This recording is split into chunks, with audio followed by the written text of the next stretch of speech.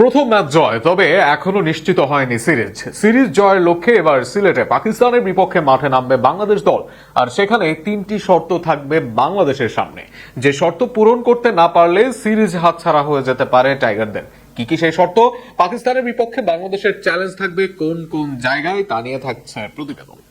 মিরপুরে শেষ সেশনে পাকিস্তানের 7 উইকেট ফেলে তাদেরকে হারিয়ে দেয় বাংলাদেশ। পাকদের চ্যালেঞ্জ জানিয়ে 105 রানের জয় পায় টাইগাররা। সেই জয়ের সুখস্মৃতি নিয়ে এবার দ্বিতীয় ও শেষ টেস্টে মাঠে নামবে বাংলাদেশ, যেখানে জয় পেলে পাকিস্তানকে সিরিজ হারাতে ও হোয়াইট ওয়াশ করতে পারবে বাংলাদেশ।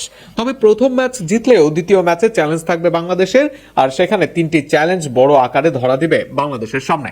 প্রথম চ্যালেঞ্জ থাকবে বাংলাদেশের ওপেনিং পজিশনে। সর্বশেষ ম্যাচে দুই ওপেনাররা ছিলেন চূড়ান্ত ব্যর্থ। দুই ইনিংস মিলিয়ে তারা করেছেন মোটে 36 রান, যে কারণে শুরুতেই ব্যাটিং বিপর্যয়ে পড়ে বাংলাদেশ।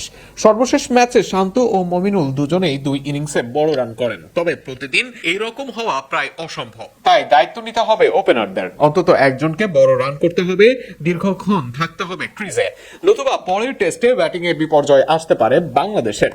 বোলিং আক্রমণে আনতে হবে ভেরিয়েশন, বিশেষ করে নতুন বলে উইকেট নেওয়ার কাজটা করতে হবে পেসারদের।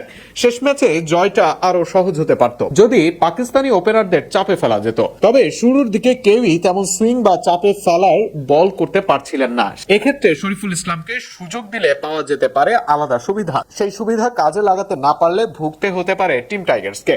বাংলাদেশের টেলেন্ডাররা ব্যাট হাতে পরিপক্ক নয়। নাহিদ, ইবাদতরা ব্যাটিং এ টিকে থাকার চেষ্টা করেন সর্বোচ্চ, তাই লেট মিডল অর্ডারে কাউকে না কাউকে খেলতে হবে বড় ইনিংস। লিটন বা মিরাজের কাউকে দায়িত্ব নিতে হবে, একজনকে থাকতে হবে শেষ পর্যন্ত, কেননা শেষ দিকের এই রানগুলো গুরুত্বপূর্ণ হতে পারে দলের জন্য। সব মিলিয়ে নানা দিকে চ্যালেঞ্জ থাকবে বাংলাদেশ দলের। এবার দেখা যাক 16ই মে সিলেটের মাঠে এইসব চ্যালেঞ্জ উতরাতে পারে কিনা বাংলাদেশ, পায় কিনা কাঙ্ক্ষিত জয়।